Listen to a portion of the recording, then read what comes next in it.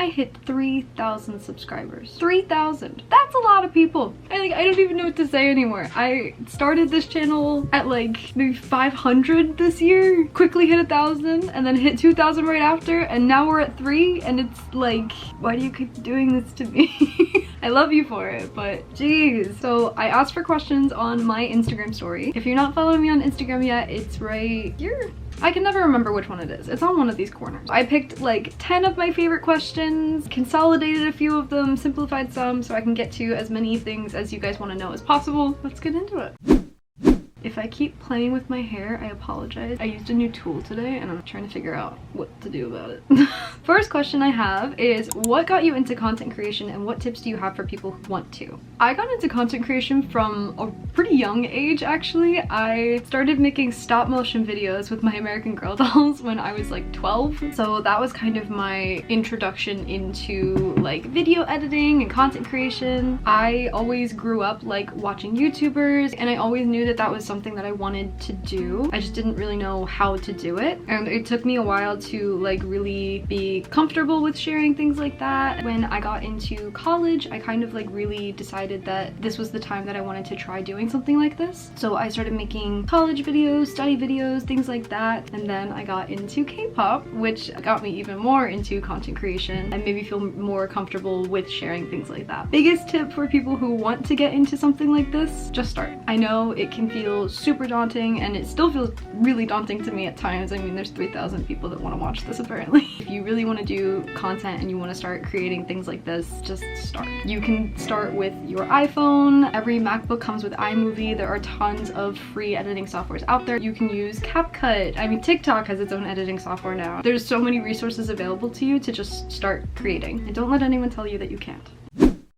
What do you do for work and how did you get into your job? I don't know if you guys know this, but I actually put my job in every video description. I have like a frequently asked questions, and I have like my age, where I'm from, things like that in there, and my job is in there. So I am the head content strategist at a B2B marketing agency. To put it in super simple terms, I work on the content for CEOs, entrepreneurs, industry thought leaders. They're in all kinds of different industries, so you name it, I've probably made content for it. How did I get into my job is kind of the same way how I got into content creation. I actually went into college undeclared, and I thought I wanted to do journalism because I was really big on writing like poetry, and I used to write short stories all the time. So I thought that's something that I wanted to do, but I didn't really like the reporting aspect of it. When I got more into K-pop, actually, I learned about marketing and storytelling through that. So I ended up in some internships, and I had some really nice opportunities to explore this field and figure out that it is what I want to do. Long story short, I work in marketing.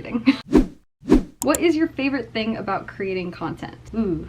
You know, I picked these questions and I like practiced answers in advance, but like now I can't think of anything. For me, content creation is really like a creative outlet. Yes, I work with these same skills in my full-time job. There isn't anything that gives you like full creative freedom really, especially when you're working for clients and you're working on more of like a service aspect. Having this medium where I can not only express my creativity and practice my skills, I'm entirely self-taught. I've never taken any courses. I also just really love like sharing experiences with people. I've gotten a lot of comments that people enjoy my concert vlogs and different things that I have vlogged and shared with you and documented because it's things that they have not gotten to do. And I never realized what like a position I am in for that. So that's something that I've really taken to heart, and I really try to like document experiences as best as I can for people that might not be able to experience them. So yeah, there's a lot of things that I really love about creating content, but those are probably my top like 2 or 3, I guess. Tips for people going to their first concert. I might make a whole video on this actually, because I did get this question quite a few times. Super Crash Notes, Spark version, my top, I guess, 3 tips for first-time concert goers, especially to K-pop. 1, get there early. 2, make friends. And 3, put the phone down. I don't think you can possibly get to a K-pop concert too early. If there's early merch, that opens at 10, so you better be in line at like 6, 7 a.m. I have learned the hard way from getting to concerts like too late. Every single concert I go to, there's always people that are let in too late and they miss like 1 or 2 songs. In extreme cases, they miss more than 1 or 2 songs. There is usually stuff going on before the concert at the venue. There's either fan organized things like random play dances, or sometimes even the venues will have events planned. yeah, get there early. My second biggest tip for first-time concert goers is to make friends. This is easier said than done for some people. Personally, I am someone who is pretty social. Generally, I am someone who will go up to people if we're like in line, or I will like try to get to know my seatmates. At the end of the day, you are all there for the same reason. You all have the same appreciation for this music and the same love for this artist, and you will not find that in many other places. Take advantage of it, make friends, and you will have such a better experience. I have made some of the closest friends at K-pop concerts that I still talk to, so make friends. My last tip for K-pop concerts is to put the phone down. I know you want to record everything, and this is still something that I am working on and I'm very guilty of, but I'm telling you, you will have so much of a better time if you put the phone down for at least like a chorus of a song. For me personally, it's a little tougher because I am usually recording for my vlogs and for my videos. I have tried to develop like a system for what parts of songs I like to record, what parts of songs I like to dance and jump around for. It's really about prioritizing what it is you want to see with your own eyes and what you want to see through a camera, but definitely try to put the phone down as much as you can so you can really take everything in.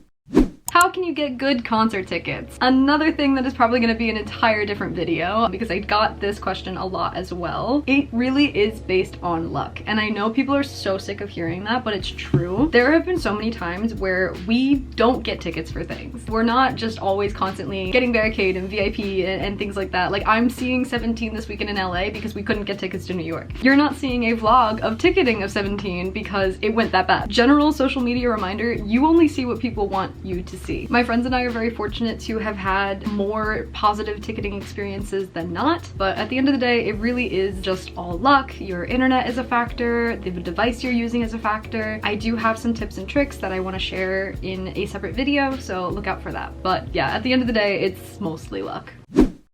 Have you met international friends through music? I have. I think the person that submitted this is actually an international friend of mine. I have made so many friends through K-pop. It's insane. I have my closest friends in the entire world because of K-pop. I am very active on Twitter. If you don't follow me on Twitter, make sure to follow me. But because of that, I have met so many people from so many different places. I have like super close friends in London, and obviously, I mean, I have friends in Korea now too. Yeah, I have made quite a few international friends through music.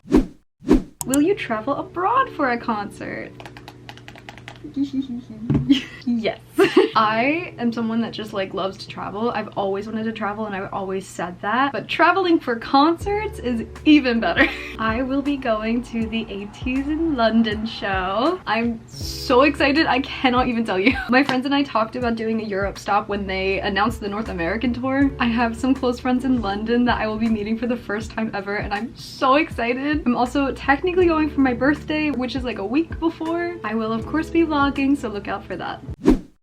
How did you become an ATEEZ and why is San your bias? I have actually been a casual fan of ATEEZ for about 2 years before I got fully into them. When I got into K-pop in college, I was super open to look at other groups, discover all of this different types of music, and one of the ones that I found was ATEEZ. They were instantly my style. I remember I would listen to like The Real, I listened to Answer, Wonderland, like I had a whole little ATEEZ playlist on my phone, and I would listen to it on like the shuttles in between classes and things, not even like thinking to look them up or learn about them or anything like that. I had friends that were ATEEZ at the time too, and they like tried to get me into them, and it just didn't work. Like, I don't know why. During Gorilla, I like watched the music video and I watched a couple things. I do not know what happened. When Bouncy came out, something just clicked. Couldn't tell you what it is. I was just in love with Outlaw. I listened to it on repeat for like weeks. My YouTube algorithm definitely played a part in it, because as soon as I started listening to more ATEEZ and I started to like actually get to know who they were, then my algorithm was like, hey, you would like this and you would like that, and my friends would send things, and it was just instant. Like, I was just an ATEEZ.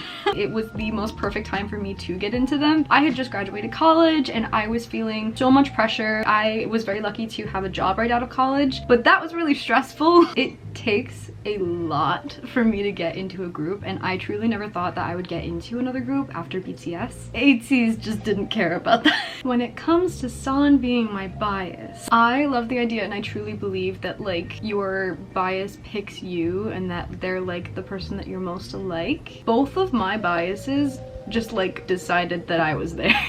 No, honestly, when I started to get to know him more and I learned about his dance background, I watched the Baby Cloud episode of him with the kids. I loved how warm and compassionate he is. I love that he can be shy at times. I love his morals and his values. His performance is just insane. I could go on and on and on. But I just think that I relate to him a lot. I relate to a lot of ATEEZ, but with San specifically, I relate a lot to him. You know, some of the things that he's gone through. I just love him a lot. Love all of them a lot. OT8, so. Alright, 2 more. I got a lot of questions about the fan sign. I answered most of them in that video, so if you do have specific questions about the fan sign, please go and check that out. But I did get a new question that I have not answered and that I actually really liked. What was your favorite part of meeting ATEEZ at the fan sign? Obviously, meeting ATEEZ is just a dream come true, and I mean, that was ridiculous. But I think my favorite part about the fan sign specifically was how intimate it was. If you've been in Hello82 LA, it's busy. Like, it is just always popping. There's always something going on. It's always packed. I walked in for the fan sign and you could hear a pin drop. Like, it was creepy how empty the thing was. For the fan sign itself, it was literally just the 30 winners, the boys, a couple managers, and like some of the Hello82 staff. Maybe 50 people total in this ginormous like warehouse of a building. There were 3 rows of people. I was in the 2nd row. Stage was maybe 10 feet away, probably less than that, to be honest with you. They were just there. It was really, really intimate. And I talked about this in the video that I put out too, so I'm not going to talk about it too much, but like, obviously fan service is a really big thing in K-pop, and that is something that I expected. When I sat down with each of them, like, they were just so genuine. All of the fans were really genuine. Like, it was just a really real experience. I'm pretty sure it's like the smallest fan sign that they've done. I think the one during Coachella was like 50 winners, and I know the ones in Korea are usually a little bit more. Being one of 30 people to just like hang out with ATEEZ for a little bit, I mean, that's what it felt like. That was definitely my favorite thing, was how real and intimate it really was. Best day of my life. This last question I really, really love, because this is something I feel really passionate about. How are you so open about liking K-pop, and what advice do you have for someone who wants to be more open with it? Not to get too personal and sappy, but I have always been a fan of something. I was into, and still am into, Broadway. I mean, I was a One Direction girl. And I don't know if this was the reason why, but I was bullied pretty badly in high school and middle school.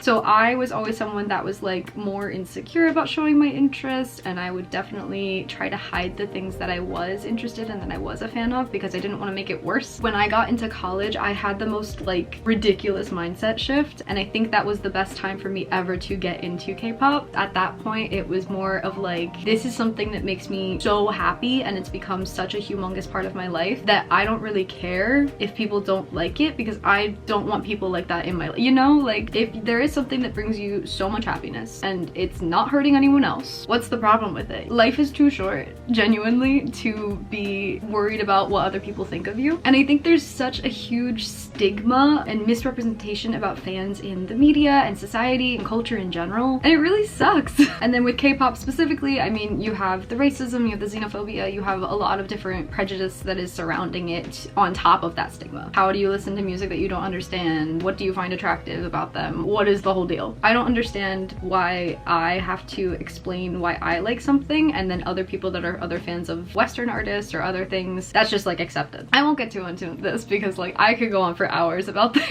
But I think what it comes down to is there will be people that support you. If it's me, if it's other fans, there's always going to be a community of people that understand you and that get why you like this thing that many other people just don't understand. There's a reason that these groups are so popular. So yeah, if it's making you happy, honestly, who cares? And then advice that I have for someone who wants to be more open with it, I mean, I think that comes down to having your own support system. I'm very, very fortunate to have people in my life that also like K-pop, but I do know that there are a lot of people that don't have that type of support system and don't have that much acceptance in their lives. I have had multiple comments from people on my videos that say that they come to my channel and feel safe. That just brings tears to my eyes every single time I read something like that, because if I'm able to create a safe space for someone to be more comfortable about liking something that makes them happy, that's all I ever want to do. K-pop is not something to be ashamed about. You do not have to feel bad for liking this type of music. You do not have to feel bad for enjoying this art form. At the end of the day, people are gonna judge what they want to judge. People are gonna say what they want to say. It's all about how you take it and what you do with it. But again, as I've said multiple times now, if it's something that makes you happy, it's not hurting anyone else, then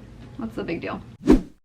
Those are the 10 questions that I picked out from the Q&A that I did. If you have any others that you are really wanting to get answered, please leave them in the comments below and I will do my best to answer them. It might take me a bit, but I do answer every single comment. So, in honor of 3,000 subscribers, I am going to be giving away 3 sealed, beautiful, wonderful, gorgeous ATEEZ Golden Hour Part 1 vinyls. These are from my Hello82 fan sign attempt, and I have been holding on to them so that I can give them away for when we hit this milestone. I'm giving these away to 3 lucky subscribers. I will fully pay for the shipping. It's no cost whatsoever. All you have to do is fill out the Google form that is going to be in the description. I will also pin it in the comments. On that form, I'm going to ask for some of your basic information, so obviously like your name, email so I can contact you, and then I want to know what your favorite memory or moment from ATEEZ was for 2024. You will also get 2 additional entries if you follow me on my Instagram and Twitter, 1 additional entry for each platform. There will be an optional portion of the form for you to include your social handles so I can count your entries. On the form, I'm also going to ask you to submit a screenshot of you showing that you subscribe to my channel. There'll be an example, super easy. I just want to make sure that this really does go to my subscribers. More rules, including timeline and deadline information, can be found in the description box. If you have any questions, please don't hesitate to leave a comment or contact me through any of my social channels. Who are these gonna go to? Forgot to mention, these are Hello82 exclusives, so they do have the Hug and Spy PCs. And they're sealed, so totally random. That all being said, thank you so much for watching. Thank you so much for 3,000 subscribers. My channel has grown exponentially throughout this year. It's truly a dream come true. Coming up, I mentioned that I'm going to 17 and that will be a vlog, so look out for that. If you like this video, please leave a like, drop a comment down below. Let me know what else you want to see. If you do want that ticketing video, if you do want a concert tips video, let me know. If there's enough interest, I will be happy to do them. Thank you again so much for watching. You guys truly mean the world to me. This is something that I've always wanted to do, and I wouldn't be able to do it without you. To anyone submitting for the giveaway, I wish you the best of luck, and I hope you all have a great rest of your day.